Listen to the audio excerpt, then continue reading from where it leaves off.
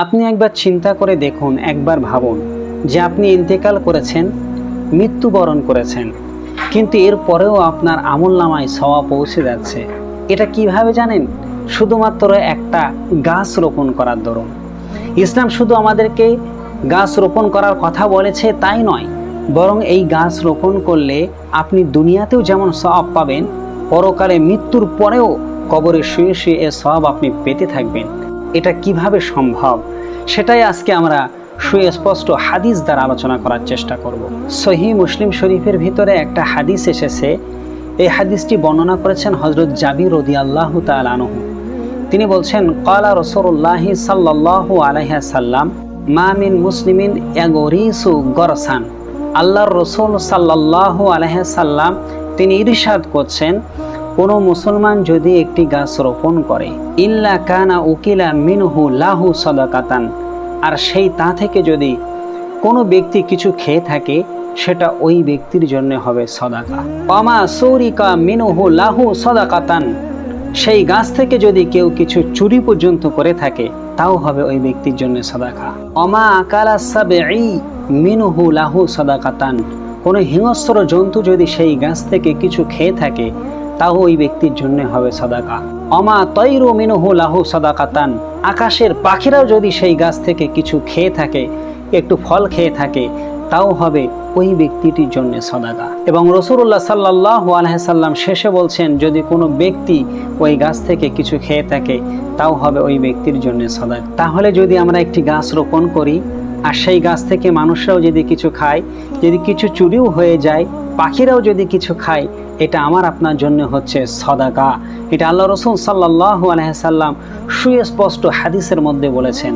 তাহলে গাছ লাগানোটা আমাদের জন্য কতটা উপকার, কত বড় ইবাদত, তা কিন্তু পরিষ্কার হওয়া গেল।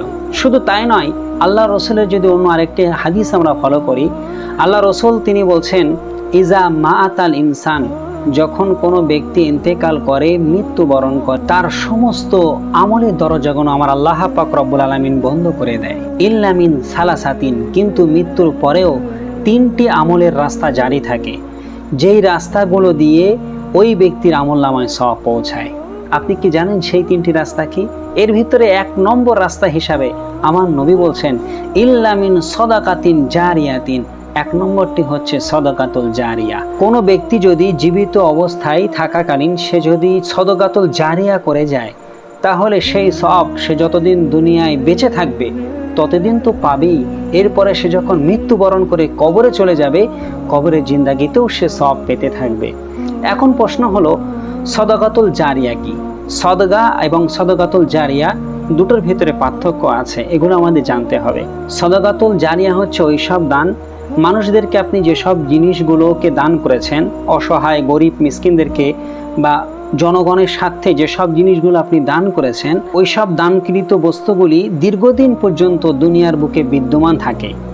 আর যতদিন পর্যন্ত আপনার দান করা ওই জিনিসটা দুনিয়ার বুকে টিকে থাকবে, ততদিন পর্যন্ত আপনি সওয়াব পেতে থাকবেন। তাই আপনি যদি মারাও যান, মারা যাওয়ার পরেও আপনার আমলনামায় সওয়াব পৌঁছাতেই থাকবে। যেমন মনে করেন, মানুষের চলাচলের জন্য রাস্তা একটা নির্মাণ আপনি করে দিলেন। মানুষের চলাচলের ভালো রাস্তা ছিল না, তো জনকল্যাণের স্বার্থে আপনি একটা রাস্তা নির্মাণ করে দিলেন। তো এই রাস্তাটা নিশ্চয়ই দুনিয়ার জিন্দেগিতে একটা দীর্ঘদিন পর্যন্ত থাকবে। এই রাস্তা যতদিন পর্যন্ত দুনিয়ায় বিদ্যমান থাকবে, ততদিন আপনি কবরে শুয়ে শুয়েও সওয়াব পেতে থাকবেন। এটা হচ্ছে সাদাকাতুল জারিয়া। জারিয়া কথার অর্থ হচ্ছে প্রবাহমান, যা শেষ হয় না, ওইভাবে একের পর এক পেতেই থাকবেন আপনি। আপনি রাস্তার মধ্যখানে একটা খাল আছে, নদী আছে, তো তার উপরে আপনি একটা পোল নির্মাণ করে দিলেন মানুষের যাতায়াতের সুবিধার্থে। তো নিশ্চয়ই এই পোলটা 2-1 দিনে ধ্বংস হয়ে যাচ্ছে না।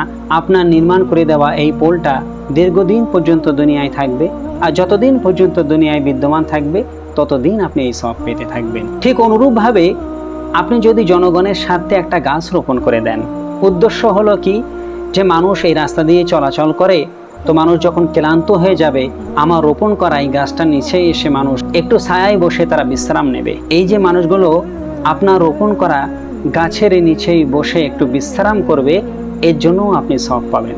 কবরে শুয়ে শুয়ে সওয়াব পাবেন।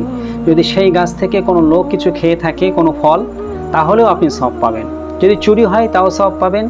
এবং যে সমস্ত প্রাণীকুল পাখিগুলো যারা উড়ে বেড়ায় তারা সেই গাছে এসে বাসা বাঁধবে এবং সেই গাছের ফল তারা ভক্ষণ করে থাকবে, তো এর জন্য আপনি কবরে শুয়ে শুয়ে সওয়াব পেয়ে যাবেন। এইবার আসি বৈজ্ঞানিক কিছু ব্যাখ্যা। বিজ্ঞান বলছে গাছ আমাদেরকে অক্সিজেন দেয়, আর আমরা যে নিঃশ্বাসটা ছেড়ে থাকি এটা হচ্ছে বিষ, এর নাম হচ্ছে কার্বন ডাই অক্সাইড।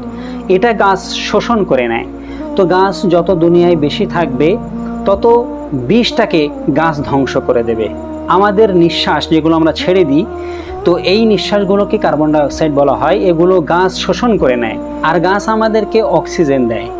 আর এই অক্সিজেনের ফলে মানুষ বেঁচে থাকে। আমরা যে নিঃশ্বাসটা নিই এটা পাই গাছ থেকে, অক্সিজেন পেয়ে থাকি আমরা গাছ থেকে। তাহলে গাছ পরিবেশের কত বড় বন্ধু একবার আপনারা চিন্তা করুন।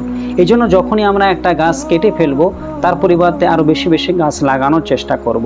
বিজ্ঞান একথা যেমনিভাবে বলছে 1400 বছর আগে যখন বিজ্ঞানের কোনো হদিস ছিল না, সেই টাইমে মুহাম্মদ রাসূলুল্লাহ সাল্লাল্লাহু আলাইহি সাল্লাম তিনি গাছ লাগানোর জন্য আমাদেরকে উৎসাহ দিয়েছেন। সহিহ মুসলিম শরীফের হাদিসের মধ্যে তিনি গাছ লাগানোর ফজিলত সম্পর্কে বলছেন। ইসলাম কত চমৎকার একটি ধর্ম আপনারা এই কথা থেকে বুঝতে পারবেন। রাসূলুল্লাহ বলছেন গাছ লাগানোর কথা। গাছ পরিবেশের যেমন বন্ধু, মানুষেরও তেমন ঠিক বন্ধু। এই জন্য আমরা সবাই বেশি বেশি করে গাছ লাগাবো এবং সওয়াবের নিয়তে লাগাবো। আল্লাহ পাক রব্বুল আলামিন আমাদের সকলকে বেশি বেশি গাছ লাগানোর তৌফিক দান করুক। সকলে বলি আল্লাহুম্মা আমিন। তো ভিডিওটি দেখে আপনাদের কেমন লাগলো মতামত কমেন্টে লিখবেন। ভালো লাগলে একটি লাইক দেবেন, অন্যদের কাছে একটু শেয়ার করে দেন যাতে জনকল্যাণের উপকৃত হয়। আর নতুন নতুন এইরকম ভিডিও পাওয়ার জন্য অবশ্যই চ্যানেলটা সাবস্ক্রাইব করে রাখুন। ইনশাল্লাহ আগামীতে আপনাদের সাথে আবার দেখা হবে। আল্লাহ হাফেজ।